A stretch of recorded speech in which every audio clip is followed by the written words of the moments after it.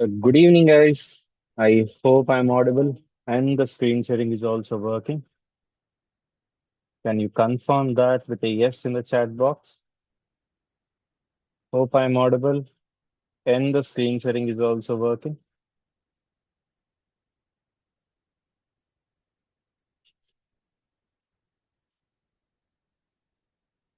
Right. So welcome to day two of the 7 days Python training bootcamp. I will not waste any time. We'll quickly revise what we have seen yesterday and then we can continue. Yesterday, in our first session, we talked about what all this course is going to offer to you. And we got started with what is programming. Okay. What is actually a programming language means? What are the different types of languages we have? How many languages we actually have and how much we need to learn? And then we have gone through the history of Python and all. We have stopped there, right? We need to go through the features of it now, right? So let's have a quick recap. What is programming? Set of rules, commands. In order to make those virtual machines work according to our requirement, we need to communicate with the machine. In order to communicate, just like you and me are able to talk to each other, so we have a language to communicate. Similarly, in order to communicate with the machine, we have these programming languages. And how many are there? More than 10,000. Okay. So we can keep on adding the numbers. Out of all of them, you need to learn one language properly, perfectly. Then all the other things will become very easy for you. Done? Right. So we have seen C, C++, Java, Python, comparison. C for system design, for drivers, operating system related stuff. For C++, browsers, anywhere where we require fast execution. For Python, it's an all-rounder. Java is where you need security a bit more. Right? So that's what we have seen in the comparison, right? And who created Python? Guido van Rossum, launched in the year 1991. That's it. That's about it. Right. So we'll quickly get started with the features of Python. So the first feature of Python is it is simple. The first feature of Python is it is simple. Second feature, it is dynamically typed. Third feature, it is robust. Fourth feature, it supports multiple programming styles. Okay, we can write programs in different ways. So it supports multiple programming paradigms. It is a compiled language as well as an interpreted language. It is both. It is a cross-platform language. It is extensible. It is embedded. It has a very extensive library support, right? So let's get started with the first one. So coming to the first feature, that is simple. So what is meant by simple? You see, as we told you, what is the superpower of Python? What is the unique feature of Python? It's very simple. Compare it to other programming languages like C, C++, Java, etc. and all. Coding in Python is very easy. That's why whenever some sort of training starts in your college or anywhere, generally they start with Python because it's very easy for beginners to learn. That is the main reason why we are starting with Python Bootcamp, not Java or not C, C++. It's very easy. You can directly focus on writing the logic, and it's very similar to English. So very near to English. Let's see that. So compared to other languages, you can write the same code. For example, printing 1 to 10 numbers or finding factorial or prime of a number or any program. Okay. If something takes 20 lines in other languages, in Python, it can take 5, 6, or 7 lines. Okay. 3 to 5 times the number of lines that you have to write can be reduced. You can easily focus on the logic. It is very readable. Okay. English like language, high level language. Now, a small example for your comparison. You see, printing hello world. Okay, what is the task here? You have to print hello world. In C programming, you can see we need to use all this syntax. Hash include stdio.h, int main or void main, curly braces, printf, semicolons, double quotes, and all. Even if you are not familiar with C programming or Java, it doesn't matter. Okay. Just look at the syntax, how many lines it is taking, how many other punctuations and all we have. That is what syntax is. Just like we have full stops in grammar in English, similarly, we have semicolons here in program. So don't worry about any of the technical stuff. Count the number of lines. You see how many lines it took C programming to print hello world? Some 4, 5 lines. How many lines it took Java? 3 lines. How many lines it is taking Python? You see, just a single line. And you read it. What was the task that I had to do? I had to print hello world. And what is the output I have written here? Okay, the code part, print some minimal syntax. We have a parenthesis open, we have a single quote, we have hello world, single quote close, parenthesis close. That's it. That is how easy it is to write code in Python. Okay, just a single line. That is also very readable. So if you want to get started in programming, even if you are from non-IT or degree or anywhere, okay, doesn't matter. Degree is just a piece of paper. Whatever marks that you get, ultimately they will be used only for the eligibility criteria of any company. Okay. So if you are very good at what you do, degree doesn't matter. Companies will line up in order to hire you, but you have to be on the top level. Okay. So yeah, that is one single example. Now, second example, you can see, so it's swapping of two numbers. Now here, I have not included that stdio.h, etc. and all. Okay. So even without including all that stuff, you see how many lines it is taking in C programming? Some 4 lines. Okay. In Java also it is taking 4 lines, but in Python, simple, 2 lines. You can write it in very less number of lines. Okay. It's very simple, very readable. You see Python here, no complex syntax, no semicolons, no curly braces, nothing. A comma B equal to 10 comma 20. A comma B equal to B comma A. That's it. The values will be exchanged. Swapping means A value will be replaced with B's value, B value will be replaced with A's value. Okay, they are going to exchange the values. That is what we call swapping. Then, and yeah, that's the first feature. Now coming to the second feature, you see, we talked about languages. We have more than 10,000 languages, etc. and all. Generally these languages they share normal some things, no? Okay, we can categorize them into some features like based on the features they have. So we have statically typed languages, we have dynamically typed languages. Okay, statically typed in the sense, let me give you a good example with my notepad here, graphic tab. Let me connect it. So what is a statically typed language? Let's see. So I hope you all are familiar with C programming. Okay, a little bit. Even if you're not, bear with me a little bit. All these are the like high level overview of everything. Moving forward, everything will make sense. Okay, I'm just telling you how great Python is, right? So if you are familiar with C programming or Java, assuming most of you are, let us say in C programming, if I want to use any variable, I need to write it as int a is equal to 5. Okay. Can you tell me what is the meaning of this? Why I have to write it in this way? What is the meaning of this? It's not like, sir, that is the part of the syntax. We have to write it in that way. No. In programming, whatever we are doing, you see, we are the creators, we are the gods. Every line that you write, even that semicolon also has a meaning. Okay. Those who are familiar with programming, please answer this. Those who are very new to it, understand how great Python is, how different Python is compared to other languages. Okay. So I know it's a bit too much for you, but bear with me, everything will make sense. Why do we have to write it in this way? What happens in the background? What happens in the background? Yes, a bit more briefly, descriptively. Okay. Everything, internal working of it, whatever you know, completely.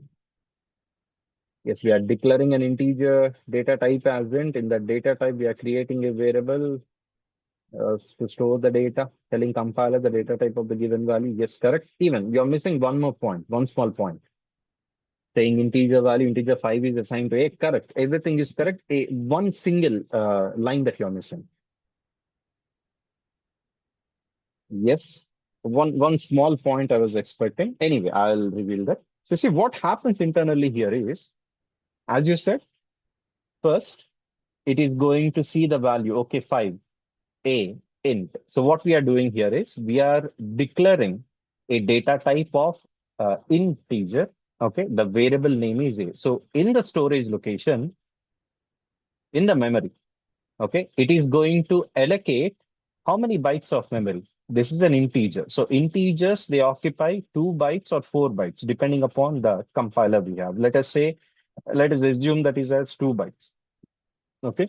So this is the memory location. These are hexadecimal values, 0x something they will start. So let us assume that as the number as of now. So this memory location will be referred by the name of the memory location is. Simply think about, okay, so you are the variable. You see, I'll take myself as an example. You see, Rajesh is the value. Okay. He is a person. Person is equal to Rajesh. Where this particular Rajesh is present? He is present so and so in Andhra Pradesh. It's a latitude, longitude. Okay. Where is my house located? So that has some door number, latitude, longitude, and all. If you ask me my home address, okay, if I give you latitude and longitude, that will not be easy for you to understand properly, right? If I tell you I stay in this particular street, in this particular house number, that's very easy for you. Though that's why, okay, this hexadecimal address, okay, is represented by using A. So whenever I want to access 5, which is present in this 0x12456, some hexadecimal address, big number, I can simply access it by using the name A. So if I use A, I'll be referring to 5, right? So what we are doing, what's it internally doing? If you are using integer, it allocates 2 bytes or 4 bytes, depending upon your compiler. If you are writing it as the char, it is going to allocate 1 byte. If you are writing it as float, it is going to allocate 4 bytes. So here, what you are doing is you're telling the machine how many bytes you would require in order to store this value. How many bytes are required? What is the name of that particular address that you are going to be referring to in the future, right? So this is what statically typed means. You are defining how many bytes of memory is required. In future, let us say I have taken array of 20. What is that indicate? I'm going to store 20 array values. Let us say int array of 20.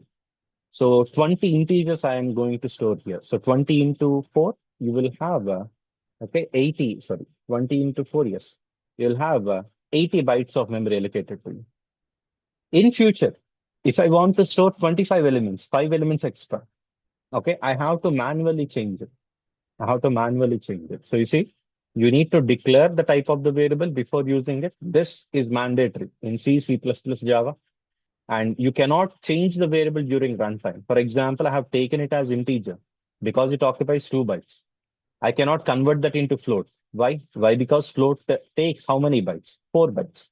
So it's not possible for me to increase the size. So I cannot change the data type during runtime while executing the program. Okay. So if it is of integer type, it can only hold integer values. If it is of float type, it can only hold float values. But coming to Python,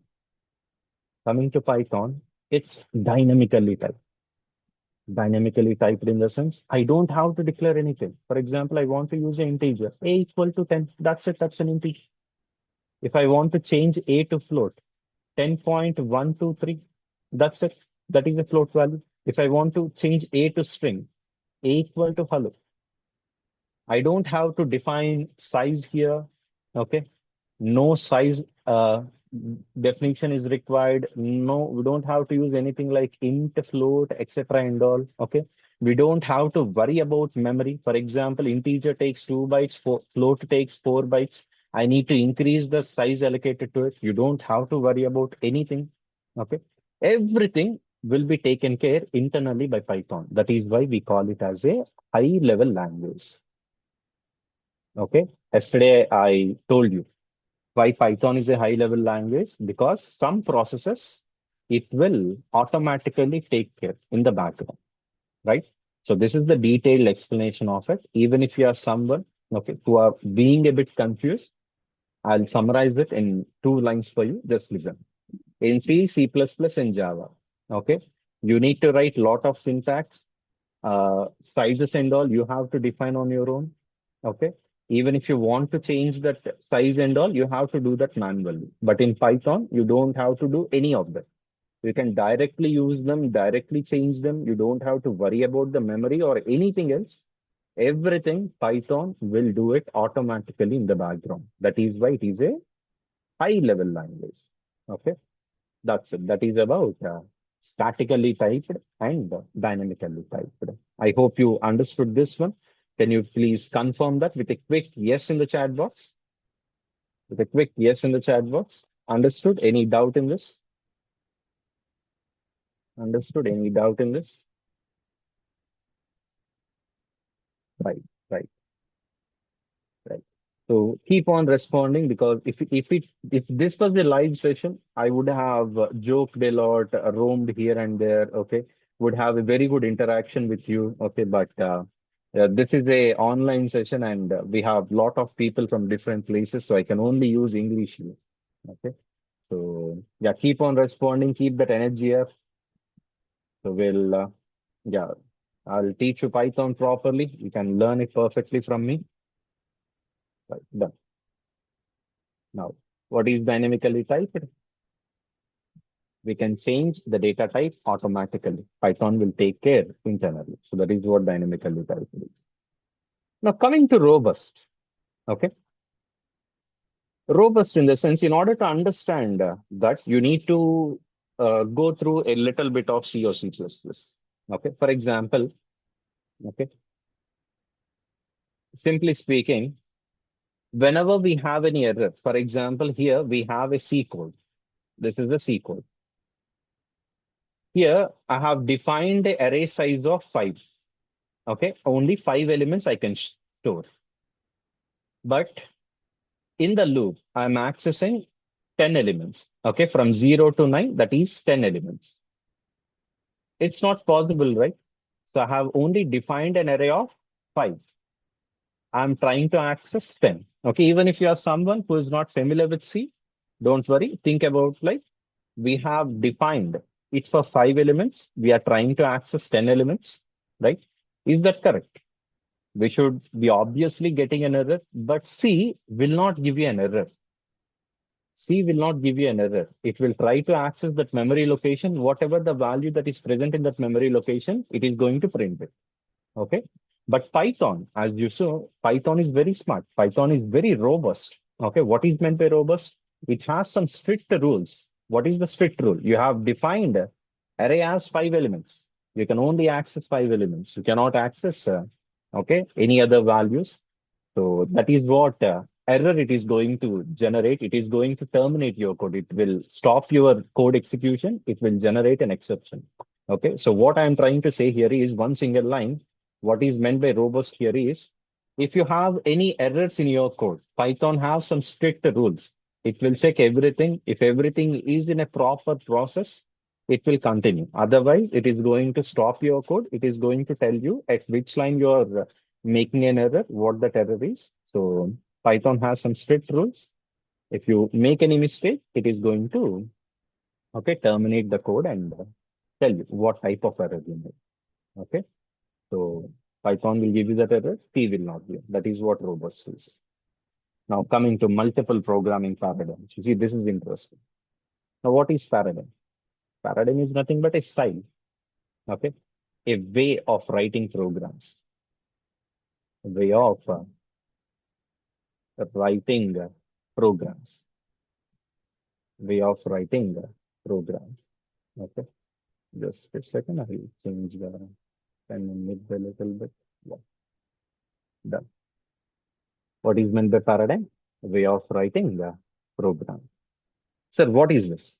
Okay, you see, I told there are more than 10,000 plus languages, right? These languages, generally, you can divide them into 2 categories.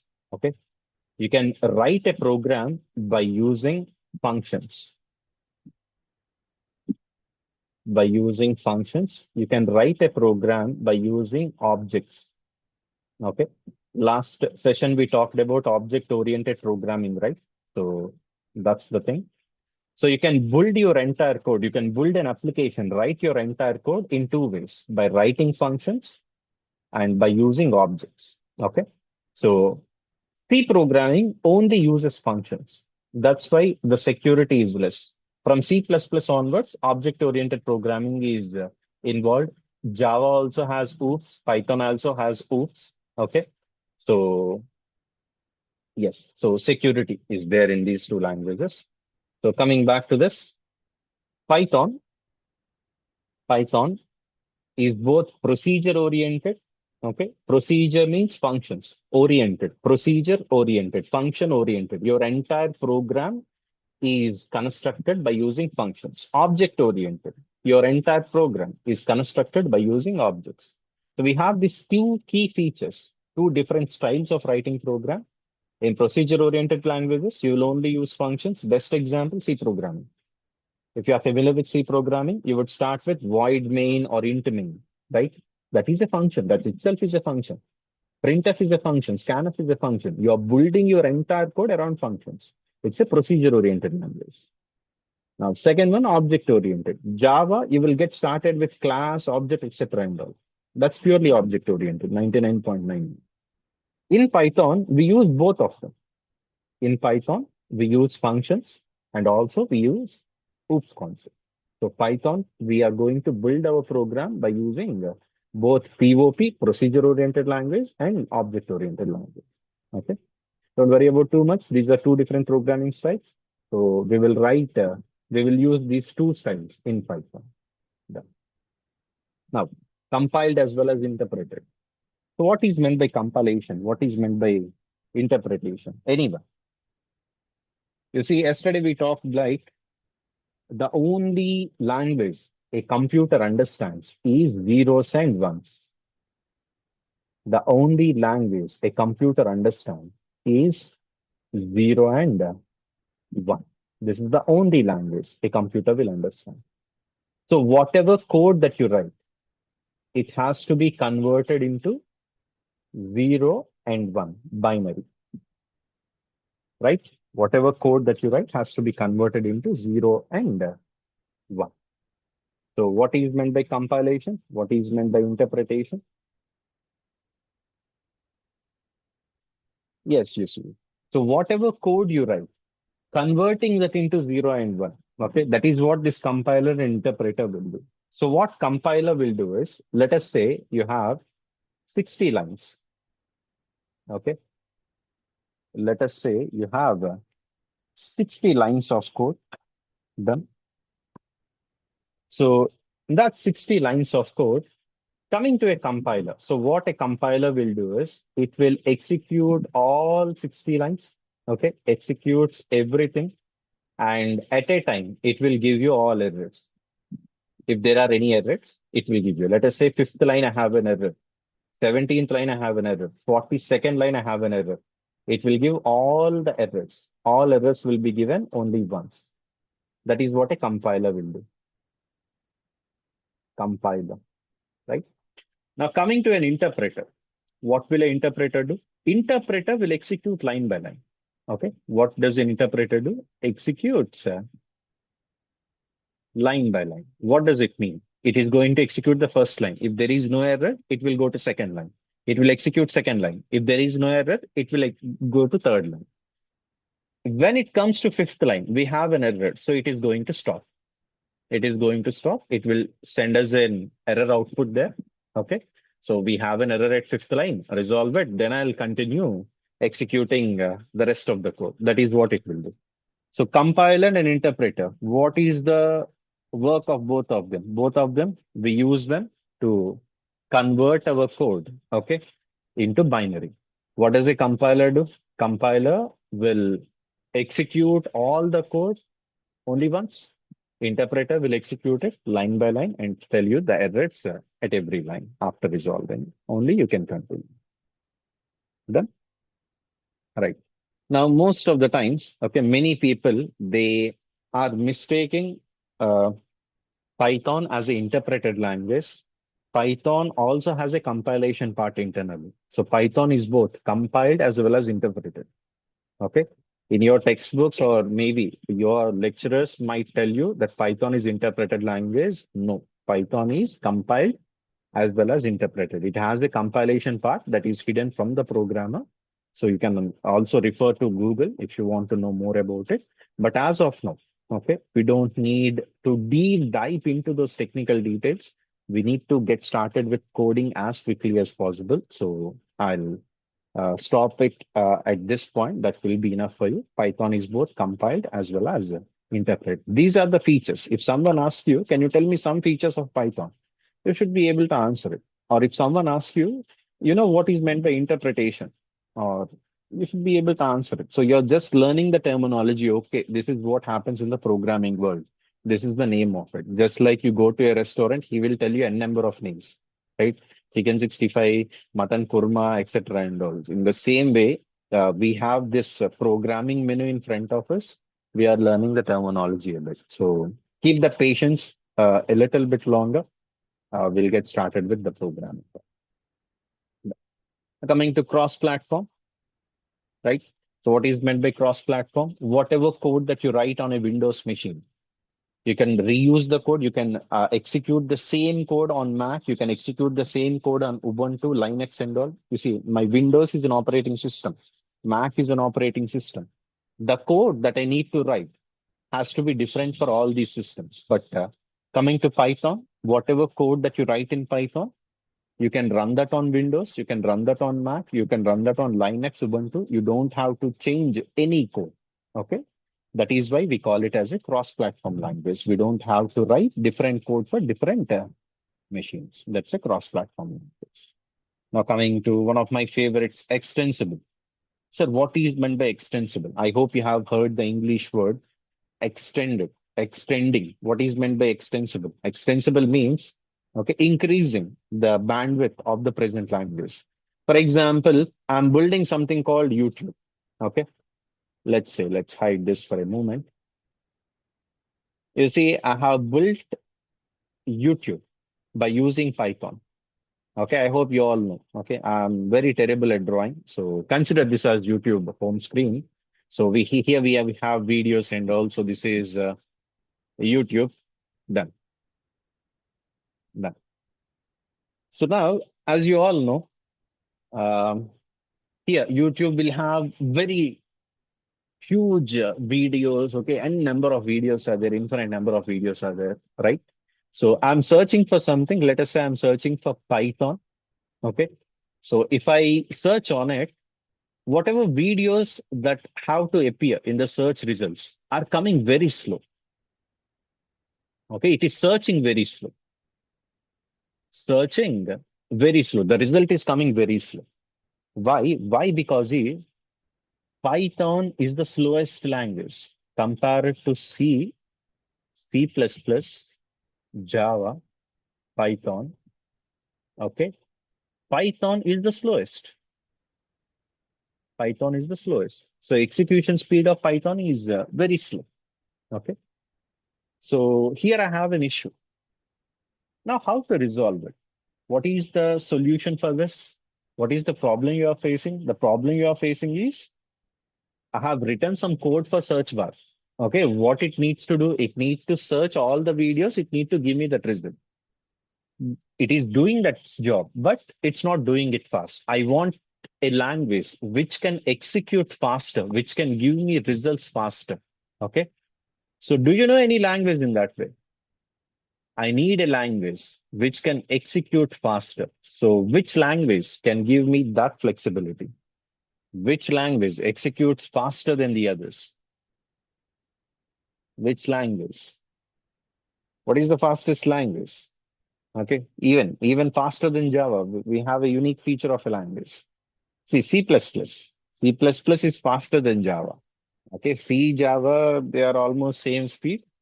C++ executes very fast. That is the unique feature of it. So yes, so whenever you require anything like this, whenever you cannot accomplish a task properly using Python, if you need the help of any other languages, we can use them. we can extend Python, okay, by using other language codes. For example, from Python, you can call C, C++ in order to um, like only run that search bar. Okay. So that is why we call it extensible.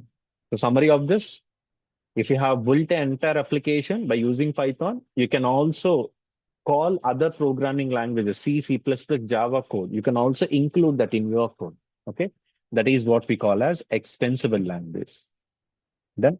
So we can write that C, C++ program for that search bar. We can use that in our YouTube application we created by using Python. Now coming to embedded, you see embedded is the same, opposite of extensible. Let us say I have built an application using Java. For some part of it, for a specific feature, I want to use Python. So you can write Python code, you can call it from Java. You can also include Python in some other source code. Okay. You can include other code in Python. You can include Python in other source codes as well. Okay. So that is what we call embedded. Embedded, the meaning is like putting, okay, keeping there. Okay. So Python, you can also embed that into other languages source code. No? Now coming to the last one we have. Okay. You see, Python has a huge library. Why Python is very popular means it is open source. Open source in the sense you don't have to pay for it. So all over the world, okay, everyone started using Python, started working on Python because its source code is available. They started creating a lot of things in Python. What are those? Those packages. So what happened is if I want to develop games, a person already created a gaming library where I can find all assets, all movements, all images, videos, okay, etc. Lots of stuff. If I want to build a website, one person has sat down, he created a library for website building, buttons, animations, cards, scrolling effects, etc. and all. So that is making my developing time very less. Okay, I can develop faster, very easily. So Python has a very huge library, very big community. Whenever you get any doubt, if you simply Google it, you will be able to find the answer in the Google because someone else has already got the same doubt. They posted a solution as well. Okay. So we have more than 2 lakh plus packages that are available for us. So whatever you want to build, already there is a package available to it. You can quickly start working on it. That will be a very big plus for you. Okay. It's very easy to code in Python.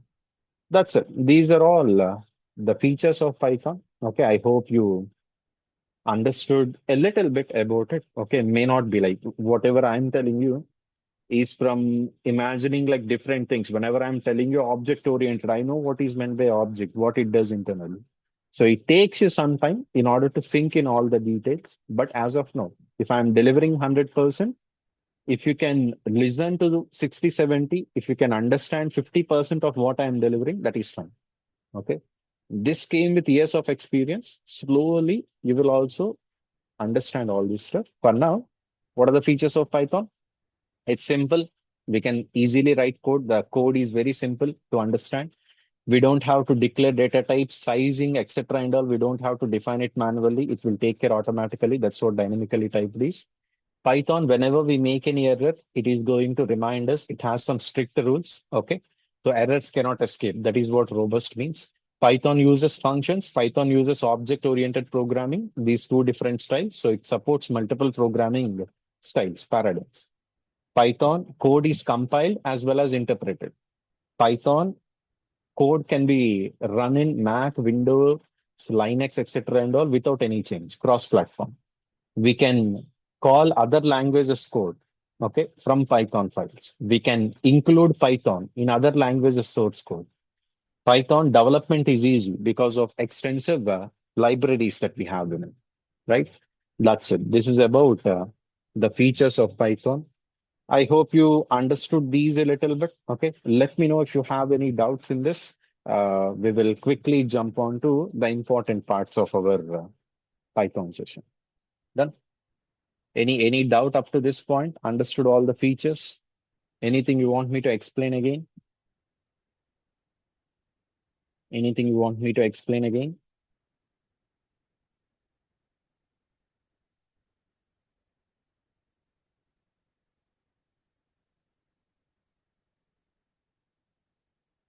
done. Okay, that's it. Those are the features of Python. Now,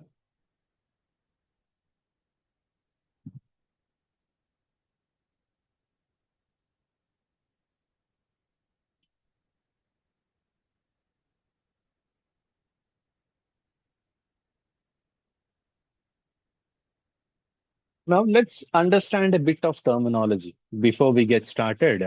Okay, let's see a bit of terminology. This is important a little bit because you need to know at a basic level what these names are or what I am referring to. Okay. If I call something as a variable, as a constant, you need to know what is meant by variable, what is meant by constant. So let's see the definition, a small example of it. Then we can quickly jump into data types, input, output, and all. So I'm looking to complete up to input, output. Okay. Means starting the coding part, explaining you how to take input and how to display the output. Yeah. So extensible and embedded. Okay. I'll tell them once again. Okay. Same example. Let us say I'm building in any application. Okay. As you know, a application cannot be built only by one language. We need multiple languages, right? So if you are building anything in Python, you can also include C, C++, Java, or any other language code in it. Okay. You can extend the language by using other languages. Then that is what extensible is. Coming to embedded, let us say I'm developing an application by using Java. For one specific feature, that feature, if I build it in Python, I'll get the best result. So in Java code, I can also keep Python code. Okay, I can also use Python inside Java code. I can call Python code inside Java code. So that is what embedded means. We can keep Python in other programming languages source code. That's what extensible and embedded means. I hope that is clear. Now, let's see. So what is meant by data? What is meant by literal? What is meant by an identifier? What is meant by a variable? What is meant by a constant? Let us quickly go through these definitions. Now coming to the first one that we have is data. Now what is meant by data? You see, data refers to collection of individual values. When processed together, they convey some information. Sir, what do I mean by that? Let us say we have characters A, B, C, D, etc. and all. Okay. When I process them together, let us say R, A, J, E, S, H, that becomes my name. Okay. That conveys some information. We have digits 0, 1, 2, 3, 4, 5, 6, 7, 8, 9. When I process 10 digits together, okay, 70954000260, that becomes my mobile number. Okay. Data is nothing but collection of individual values. When processed together, they convey some information. And whatever we do, all this information, we are storing them digitally inside a computer, right? So we are storing them in a computer. So that is how we store everything. Your images are data, your videos are data, your text is data, numbers are data, everything is data. Ultimately, it's zeros and ones. Ultimately, they are going to be stored as bytes only, right? So everything. So that is what we call as data. Your text, your images, your audio, your video, everything is data. Yeah? Right. Now coming to literal. Okay. What is meant by literal? Literal is nothing but a constant value, raw value of data that we keep in, okay, that we, yeah, raw value of data that we use. For example, let me give you a small example of it. You see, we are going to see some errors as string literal, numeric literal, or I would address something as Boolean literal. So what do I mean by string? Anything enclosed inside single or double quotes, group of characters, group of character data. That is what we call as a string literal. And how do we know it's a character? It will be enclosed inside single quotes or double quotes. If I call something as numeric literal, that would be a number 1, 2, 3, that's an integer number, 1.234, that's a floating number. Okay. So numbers are numeric literals. Literal means a raw value. Okay. We'll talk about data type. So Boolean means either true or false. So true means Boolean value 1. Okay. So false means Boolean value 0. So you can remember it in that way. What is meant by literal? A fixed value in source code. Okay. Raw values. Okay. That is what we call as literal. Only the vocabulary part. That's it. Next, coming to identifier. Now, what is an identifier? Identifier is the name given to any entity. How you are identifying me? I have a name. Okay. Laptop, that's a name. That's how you are identifying that object. Identifier is the name given to any entity. You are storing data, you're performing operations on data. In order to do that, you need to call it, you need to identify it. So every data needs to have a name, or whatever you do should have a name. Whenever we are giving any name, that is what we call as an identifier. Okay. So in simple words, identifier is the name given to anything. Okay, anything. You're writing a function, the name of the function, that is an identifier. You're using a variable to store a data, the name of the variable, that's an identifier. Okay, name given to any entity, that is what we call as an identifier. Okay, you see, there are some rules to construct an identifier. Okay, so don't take this example as something wrong. For example, if you are Hindu or if you are Muslim, we have a certain pattern that we follow, right? We have certain names and all that we generally use and all, right? Similarly, we have some naming convention in programming. Okay, there are some rules for constructing your name in your identifier. So, what is the first rule? You see, you can only use the lowercase alphabets, small alphabets. You can only use uppercase alphabets. You can only use a underscore. Okay. You can only use digits, 0 to 9, only 10 digits. You can only have your name by using these characters. You cannot use any special characters, space, at the rate, exclamatory mark, percentage, etc. and all. You should not use them. Your first character should not be a number. It can be an alphabet, it can be an underscore, but it cannot be a number. Okay. And identifier, it should not be a keyword. We'll also see what is meant by a keyword.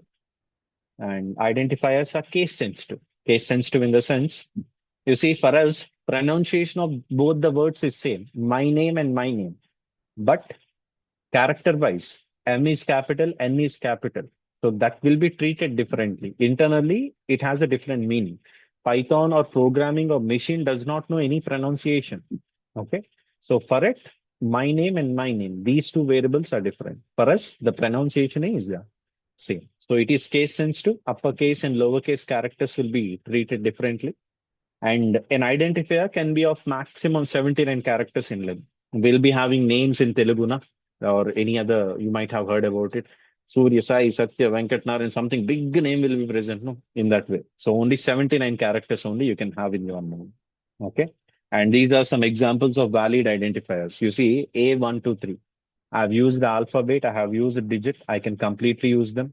Underscore N. I started with an underscore. I can start with an underscore, and N, that is an alphabet. I can use it. N underscore 9. I can also use it. I've used lowercase alphabet, underscore, and digit. So it is completely valid. Now, some invalid identifiers.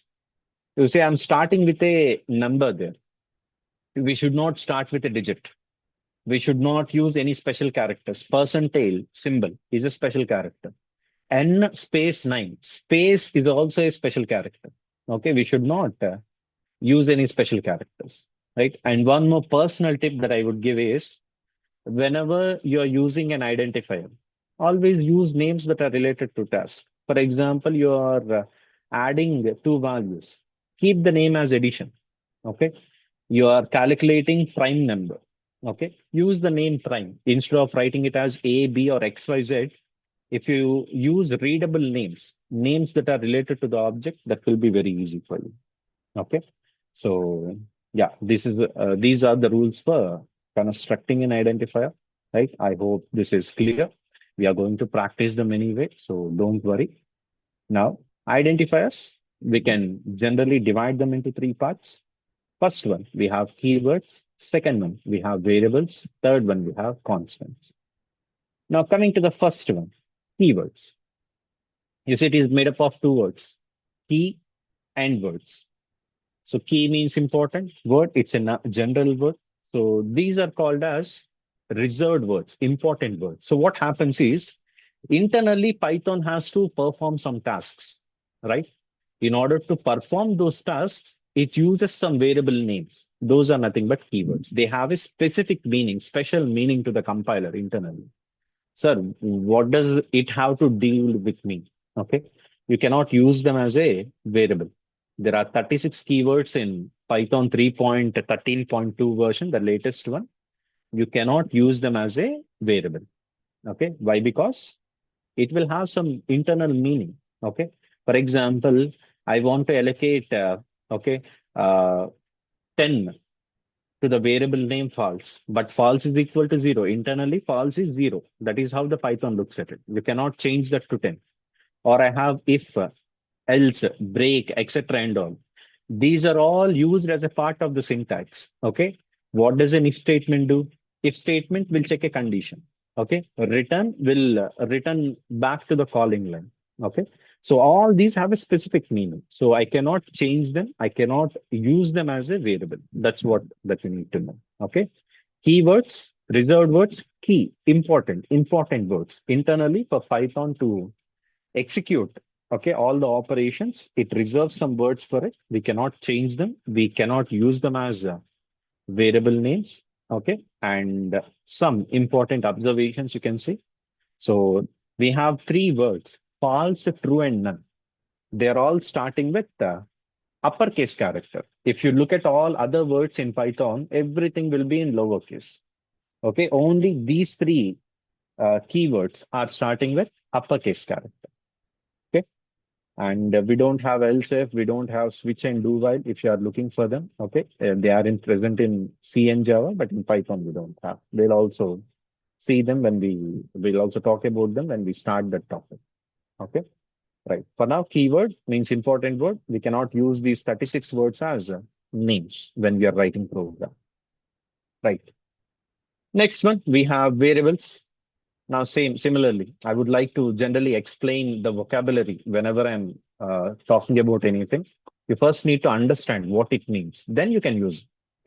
If you know the meaning of a variable, you can fit that in your program. Okay, this is what it means. This is where I need to use it. Right. So in that way. So coming to variable, you see it's made up of two words. What is that? Vary and able. Okay. Variable means if your value can change throughout the program, right? So that is what we call as a variable. If the value can change throughout the program, that's what we call as a variable. Let's take a simple example. Let's say in all our kitchens, okay, we have a container, a jar, right? In our kitchens, we have a container, we have a jar. Let us say the first time I kept some cookies inside of it. Okay. Some biscuits, some chocolates or some. Okay. So I've eaten those things and all. So next time, let us say I have kept some chocolates there. Okay. And after that, that is also done. I'm using it now to store my dal, my sugar, my rice, etc. and all. So what's happening here? You have a container. Okay. The value inside the container is changing. If it can change, that is what we call as a variable. If we can change a value, for example, a equal to 10, I'll take. Okay. What did I tell you? A will have some memory allocated to it, some address, let us say 2000. Inside 2000, what is the value I kept? 10 I kept. After writing some code, let us say this A is changed to 5. So inside this particular memory location, okay, this 10 is going to be replaced by 5. That's not how actually it works in Python, but it works the same in other languages. So if I can change the value throughout the program, that is what we call as variable. Okay. If we can change the value throughout the program, that is what we call as variable. That's it. And as I told you, variable refers to a memory location, hexadecimal number that is. So just like if I have a latitude, longitude, that's the hexadecimal location. Your street name, your house number, that is what precisely points to that particular latitude, longitude. That is the variable name. Okay. Right. So what else we have?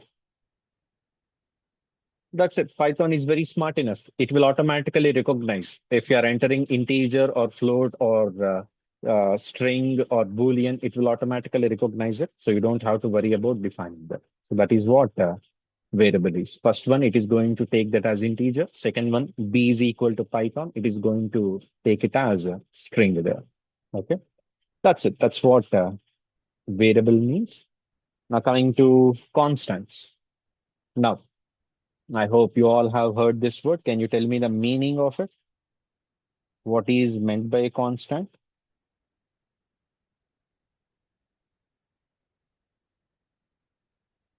What is meant by a constant?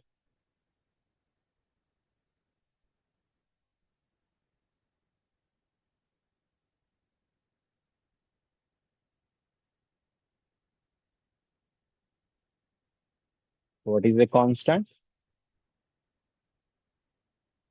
Yes, as you all know, the meaning of constant means they will not change. We have some constant, for instance. Okay, similarly.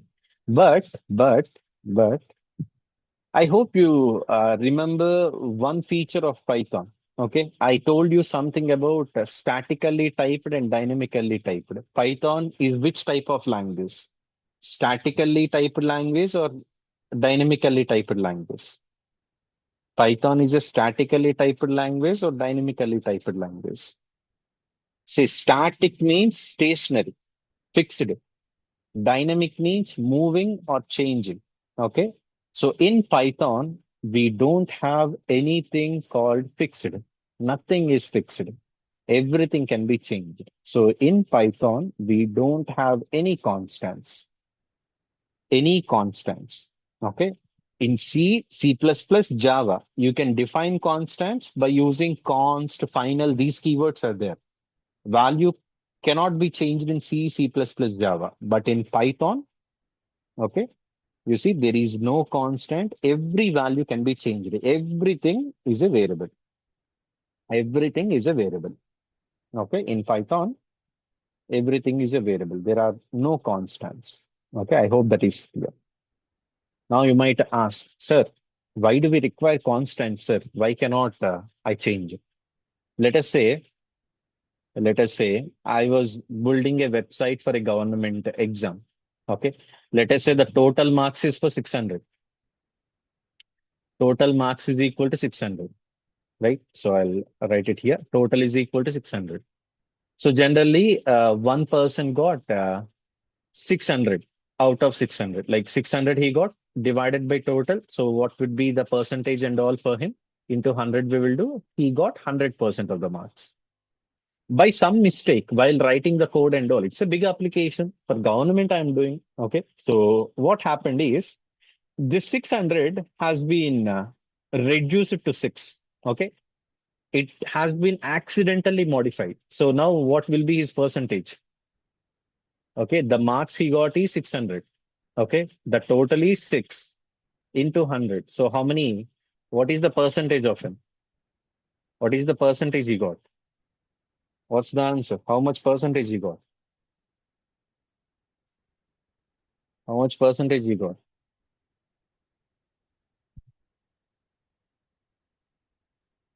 Yes, that's why we use triple, right? Yes, so he got a very big percentage, right? That should not happen. So, guys, what happened? You guys don't know mathematics, sir? Yes, it's 10,000, not 1,000. Done. So yeah, he got 10,000 percentage. So accidentally, even by accident as well, we don't want to modify the values. Okay. So that is why we use a convention. It's kind of like a tradition that we all follow. Convention. Convention. Sir, what is the convention? In order to convey to the other developer or in order to convey to ourselves, whenever we don't want to change the value of any variable, we write it in uppercase. Okay. So whenever a developer or someone else who is checking your code or you in the future, okay, try to change the value of pi or try to change maximum marks. Okay. If it is written entirely in uppercase, that's an indication for us. Okay. We are indicating that it is a constant and we should not change it. Okay. Now, if you are thinking, sir, if I write it in uppercase, will the value not change? It can change. It is still a variable. But for you and me to recognize constants easily, this is the convention we follow. So one simple question, does Python has any constants? No. Everything is a variable in Python. If I want to convey to the other person or define something for observation purposes as a constant, I will write it entirely in uppercase. Okay, that will indicate that that is a constant, so I don't have to change it. That, that's it. That is about all this vocabulary, all the terminology. That is the last bit of theory that we have gone through.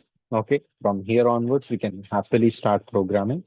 I hope you understood what is meant by data, what is meant by literal, what is meant by identifier, what is meant by keyword, what is meant by variable, what is meant by a constant. So in future, even if I use any of these terminology, just refer to this particular section again. Okay, clear, guys? Right. Then any doubt in this? Any doubt up to this point? So why I'm focusing on all this stuff means, you see, these are the same. Okay, we told that we will be focusing on logic building. Yes, correct. But these things are same in all languages. C, C++, Java, everywhere you go, any programming language will have data type, will have keyword, will have variable. Those are present. So first, these things have to be clear. Then we can start working on the logic building. Okay. So this is important. I have to cover it. These need to be covered. We can do that at the end of the session. Okay. For now, it's becoming a bit delayed. So if you want me to explain anything a bit more, I can do that after the session. Okay. At 8:30. Right. Done. So now you have learned about data, variable, constant, etc. and all. So let me take you to a quick tour of what you would generally be doing in programming. Okay. Now we are officially starting, kicking off all the things.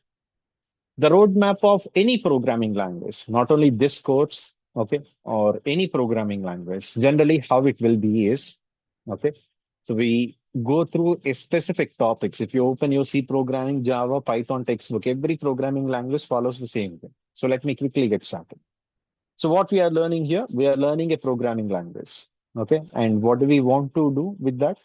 We need to write a program. We want to write a program with it. So here is my question. What is a program? What is a program? What is a program? What is meant by a program? What is the name, definition of the program? English meaning, dictionary meaning. What is meant by program?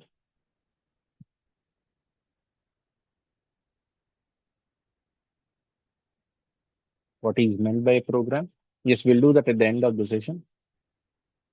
You see, program is a set of instructions that a computer has to follow in order to perform a task. Same thing. You have told this in the beginning of the session yesterday, right? Now, here is the second question. What does a program actually do?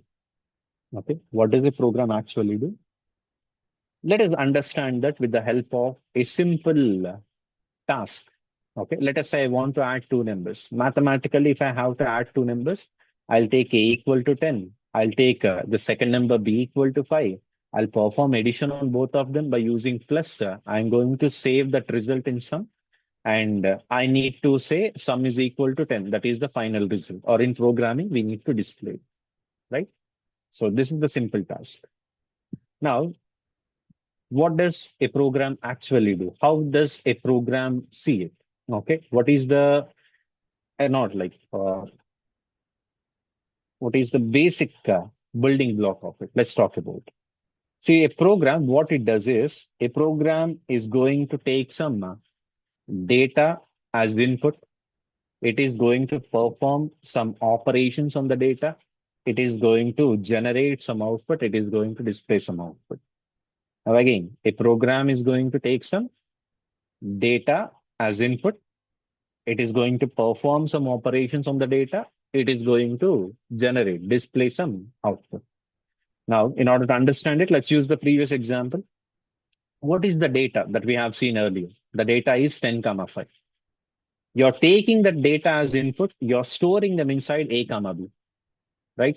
You're taking the data as input, you're storing them inside A comma B. Why you're storing them? Because in future, I want to add them, subtract them, display them. I want to do anything with them. So that's why I'm storing. I'm giving some names to them. I'm giving a name called A to 10. I'm giving a name called B to 5. Now, what is the operation we have performed? The operation we have performed is addition. Okay, A plus B we did. That's the operation we have performed. And we are displaying that. That is the output. So any program you take, it does the same thing. It takes some data as input. It is going to perform some operations. It is going to display the output. Okay. So you take anything, even your real world applications. For example, you take your WhatsApp.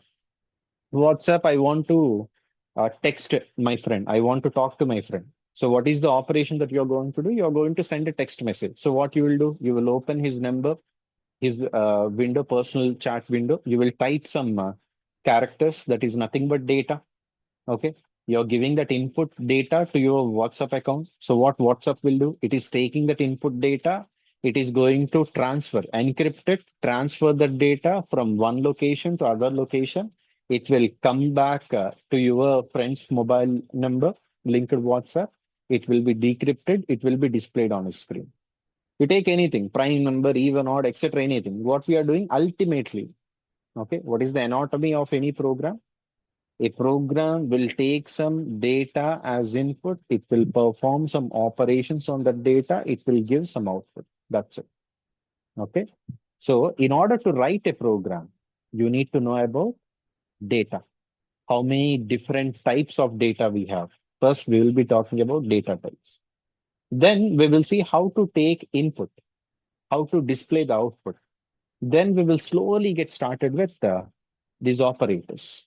Okay. So first, any language, you take C, Python, Java, or any textbook, any language. First, they are going to tell you a little bit about the history, just like I did. Then they will start with data types. They will tell you how many types data is divided: integer, float, Boolean, list, string, etc. and all. Then they will tell you how to take data input, how to display the data output, okay, input and output. Next, after learning how to take input, how to display output, in order to write a small program, you just need to know about operators, arithmetic operators, relational operators, plus and minus, greater than, less than, etc. All this stuff done. So then a little bit more, we are going to enable decision making. For example, I have given you data 5. Is it even or is it odd? We have these two instructions. So the system needs to select it. So based on the condition, is 5 even? Then I need to display it as even number. If 5 is odd, I need to display it as odd number. Okay. So decision making, we will enable it. Next, we will go through the loops. So what is a loop? You see, why I'm communicating with the machine in order to make my life easy. Let us say I have given you a task. I want you to print 1 to 5 numbers. You can say, right, okay, I'll print 1 to 5 numbers, print 1, 2, 3, 4, 5. You have written it 5 times.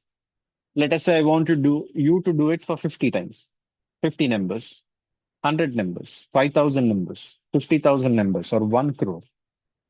Can you do it? It is going to take lot of time, lot of effort. Okay. We don't have to do these repetitive tasks on our own. We have a system here.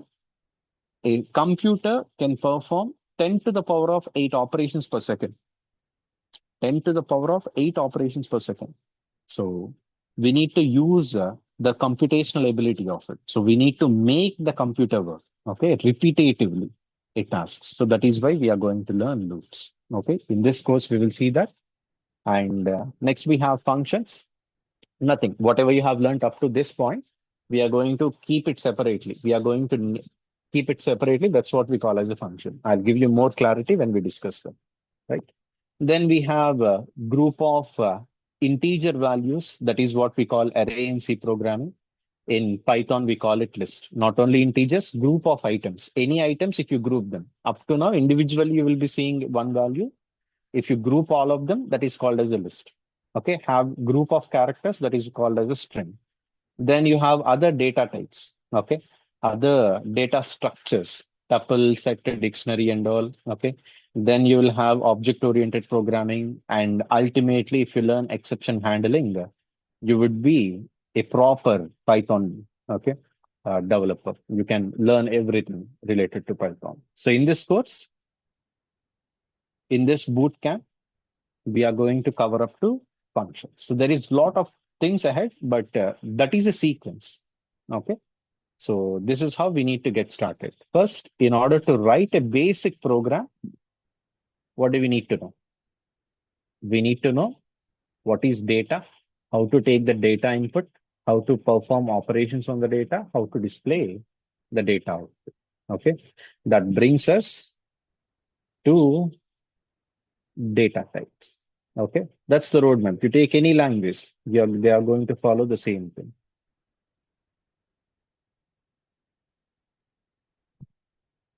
Right. So let's talk about data types.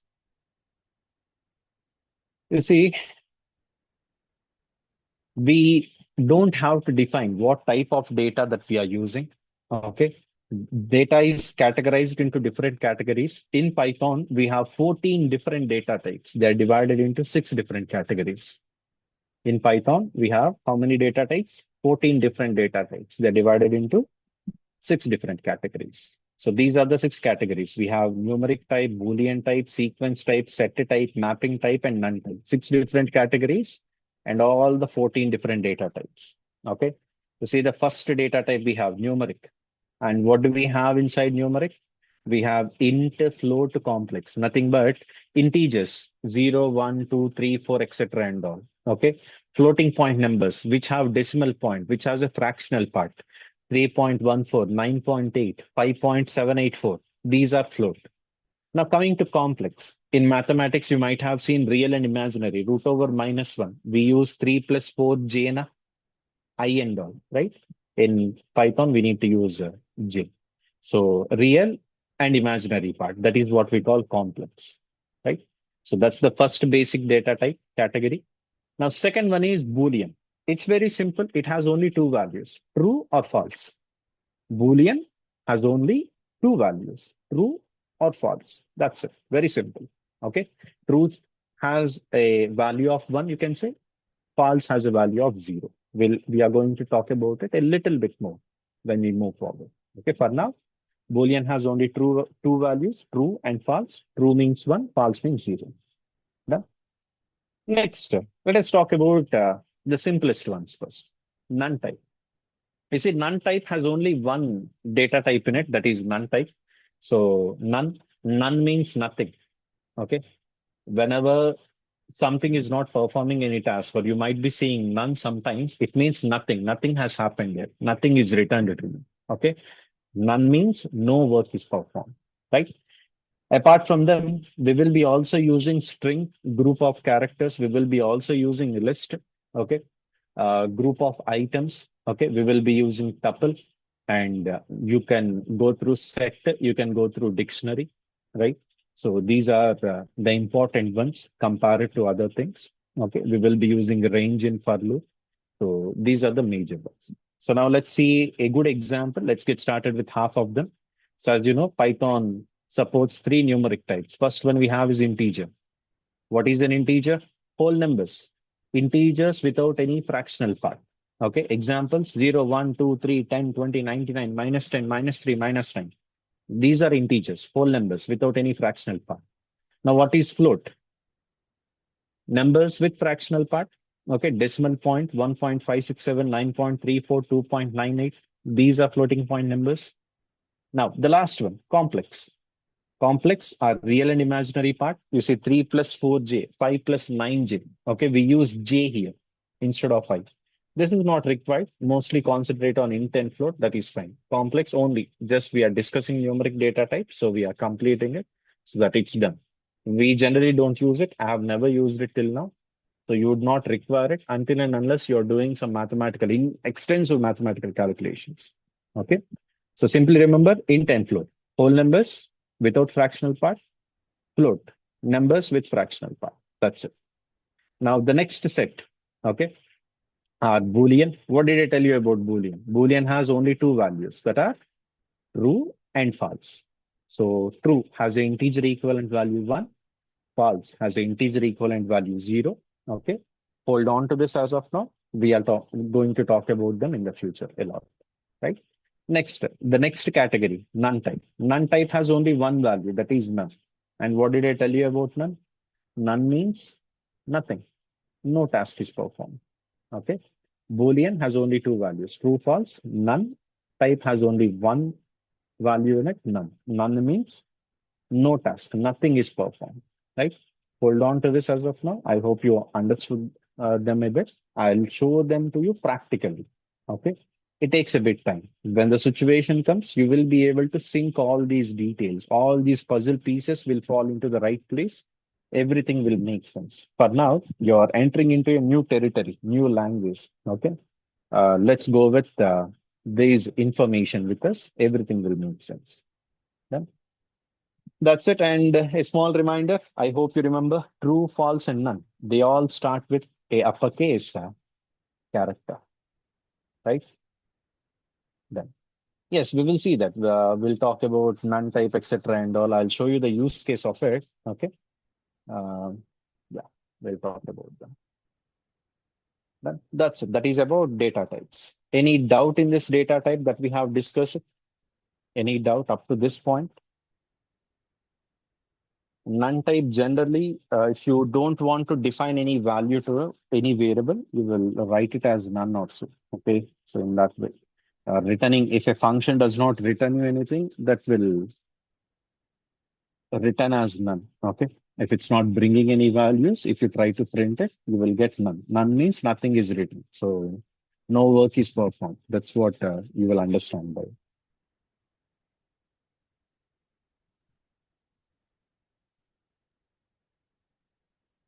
Done, guys. Right. That's it. That's about data types. Done. Sure, sure. At the end, we'll talk about it. Mapping, etc. and all. Now we are not covering them. Okay. So we are focusing up to functions. So dictionary, this is a mapping data type. So that is the data structure. So at the end of the session, I can show you the example of it. Okay. But for now, let's leave it up to this. Done? Right. So now let's talk a little bit about installation. Okay. So I'll open my Chrome browser here. So I hope you all have Python installed in your system. If not, okay. So I'll just quickly explain how to install Python in your system. So open your browser. So search for python.org. Okay, python.org. Okay, python.org. That is the official website of Python. Whenever you are downloading anything, don't do it from any third-party websites. Your data can be easily hacked and virus can enter, malware can enter to your system. So go to python.org. That is the official website of Python. And if you hover on downloads, you would be able to see download for Windows. Okay, 3.13.2 version. Click on it. Okay, then Python will be downloaded. The download will start. Download will start, as you can see here. You see that is 27.3 MB there. Okay. So once it's downloaded, you can click on next to next to next and all. Python installation will be completed. You don't have to do anything else. Okay. That there is a small thing you need to check something, a small checkbox. I'll show that to you once Python is downloaded here. I don't know why it's taking a lot of time.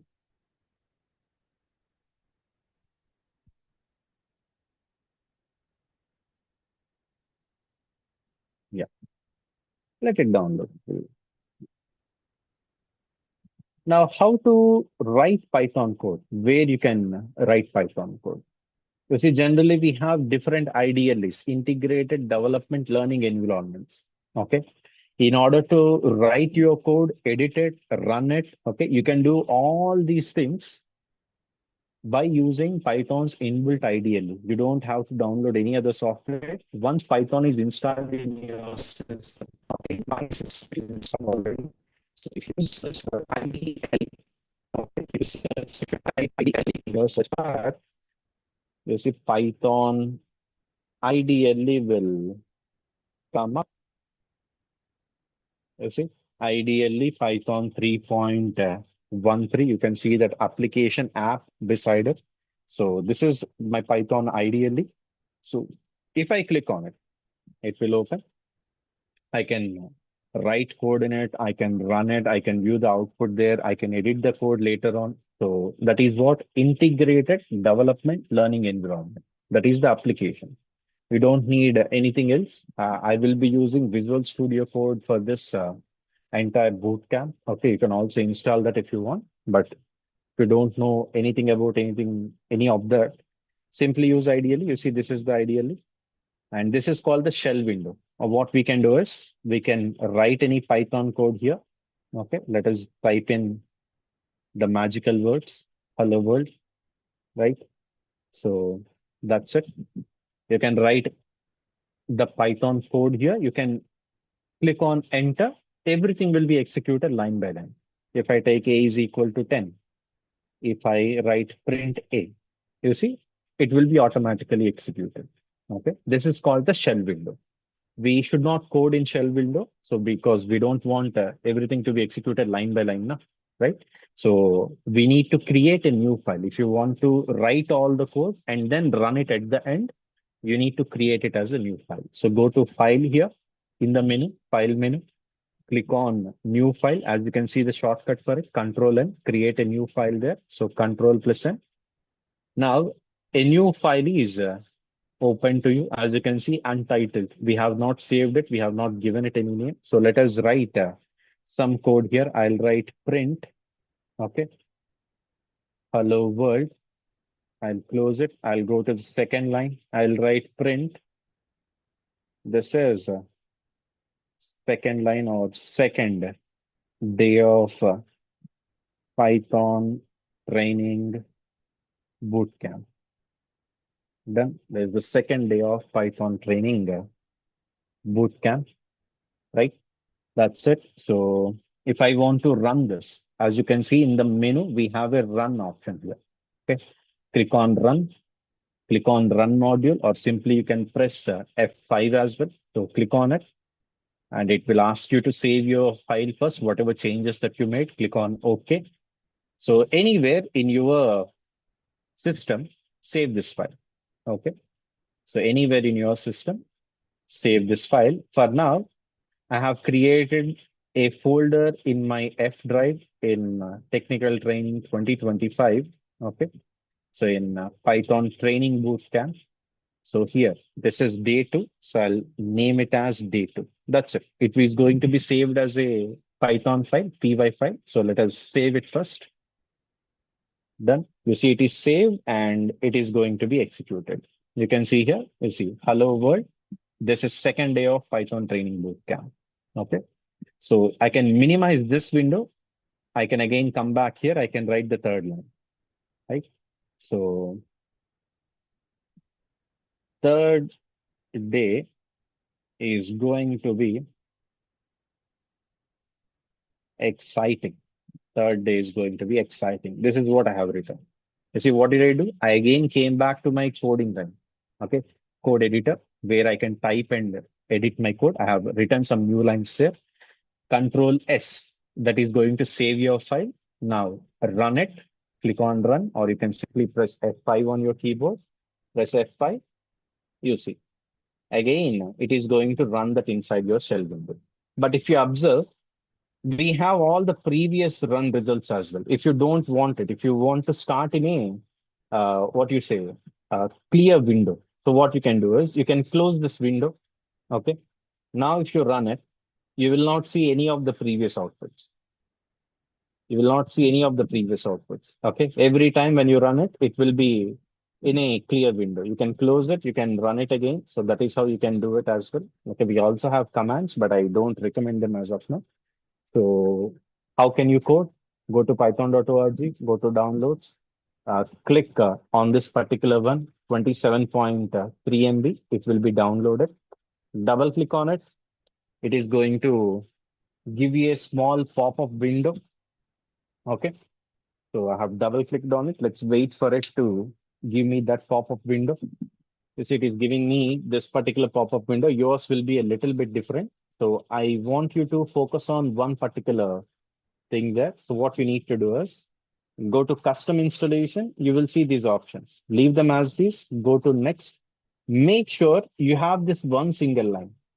Add Python to environment variables. That is checked. Okay. Add Python to environment variables has to be checked. Make sure you do that. Otherwise, Python will not be available to you anywhere in your system. Okay. So make sure you check this one single option. Okay. You do that, you can use Python. Don't have a laptop? No worries. Nowadays, our browsers are more than capable of running all coding languages. So you can simply search for Python compiler. Okay. Anywhere in your browser, we have okay, online websites which offer compilers. You see, we have one program is compiler. Click on it. In your mobile phone, you can open it. You can type it in your mobile phone as well. Okay. You can also connect a small Bluetooth keyboard or a wired keyboard to your mobile phone so that you will have complete laptop experience. Your mobile phone has a CPU, has a display monitor screen and all. So your touch control is the mouse. So you only need a keyboard in order to type it. You see here, we are getting this Python here, main.py. Python files are saved as .py. So what I can do, I can remove this. Okay, all the existing code, I can start freshly. So I'll write print, single quote or double quote. We can go with hello world. Don't worry, we'll talk about all these things. Okay, for now, I'm just showing you where you can write your code, how you can install Python, or if you don't have a system, where you can write and run your code. So print hello world we have written. Click on run. The output will be displayed here. Okay, you can clear the output again. You can run it again. Okay, you can make changes to it. You can come here. You can say second line. You can run this again, and you see here we are getting the output again. Right? That's it. That is how you can install Python in your system, or if you don't have a laptop with you, you can also use these online compilers. Okay. So I think we are good for today. I don't want to stretch it like yesterday, right? So we do need to talk about input and output. So that is important because every program you're going to take input, every program you're going to display some sort of output. So we'll start it freshly tomorrow. So that will mark the start of your coding journey, the actual start of your coding journey. We'll start writing code. So I think we are good for today. We can stop here at this point. Okay. So what all we have learned today? We have seen the features of Python. Python is simple. Python is dynamic. Okay. Python is robust. Python is compiled as well as interpreted. Python supports multiple programming paradigms. Python is extensible. Python is embedded. Python has extensive library. And after that, we have seen the roadmap. We have seen the what is the meaning of data, literal, what is the meaning of variable, constant, identifier, right? Keyword and the rules we have seen. We have seen the roadmap. We have seen the different types of data that are available to us. Hang on to int, float, boolean, none for now. We'll see their application practically. You will get good idea, right? And how to install Python and set up. So you can directly go to python.org, download it. Once you have completed, like click on next, and all, make sure that uh, environment variables path is set. That's the only warning that you need to know. Okay. If you search for IDLE, that application will appear. Create a new file, save that file somewhere in your system, write code in it, run it. You will be able to, okay, write, edit, and run your codes in your laptop. Don't have a laptop? No worries. Use a browser. Search for Python online compilers. Lot of websites are there. You can use any of them, right? That's it. As I told you, 7 o'clock we'll start our session. 8:30 we will end it. So let's keep it for 1 hour, 1.5 hour. Okay, I thought so 1 hour sessions would be good, but I think I need to cut down some content later on in the next book. Done. That's it. That's it for today. I hope you understood whatever I taught here. So we will be providing you a small material and yeah, the code file, etc. and all, if there are. These are uploaded in the group description. Please check that in the WhatsApp group. Okay, I'll also post them normally as well.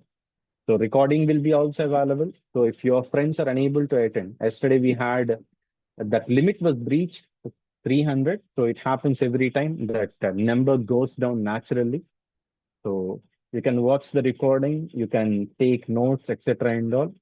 So we are going to provide them as well by the end of today. So you'll also get that link. So that's it. That's it for today.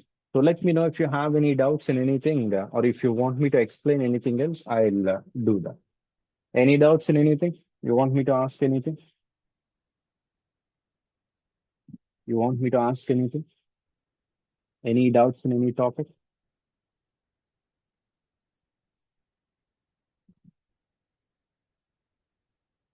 Please post it. If you have any doubts in anything, I'll wait for any doubts.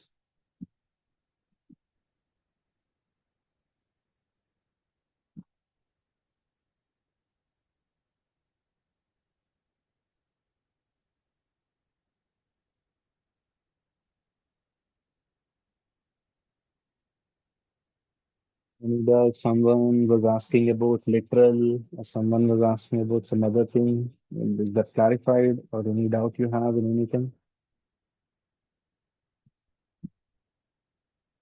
Right then, so a small additional feature, we are conducting a small quiz in our Instagram account. So whatever you have learned till now, okay, you can test that knowledge, test if you remember that, if you understood it properly. So we posted a quiz. My team was doing that in the background. So I hope you'll all visit it. You'll all try to attempt that quiz. We do want you to revise every session and test yourself. Okay. So we have posted a quiz. Do check that out in our Instagram. Okay.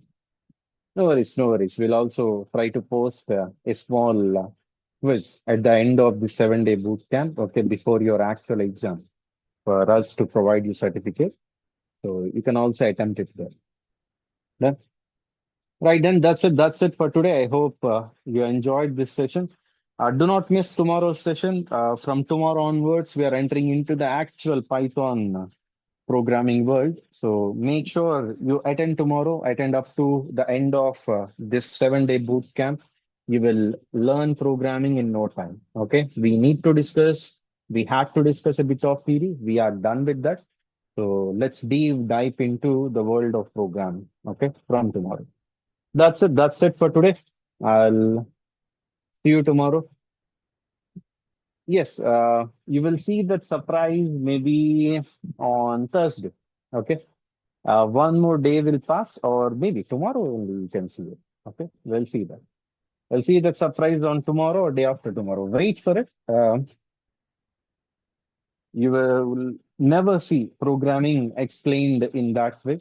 So wait for it. The sessions are going to be amazing. The best is yet to come. So keep up this enthusiasm, keep up this fire. Okay, keep contributing. In these chat box, okay, in that WhatsApp message, keep encouraging us, do react to the messages. That will help us a lot. That will motivate me as well to do something extra, right? That's it. That's it for today. I'll see you tomorrow. It's going to be sharp 8:30. I'll close the session for today. I'll see you tomorrow. Wait for the surprise a little bit longer. You'll not be disappointed. Okay. That's it. That's it. I'll see you tomorrow. Bye bye.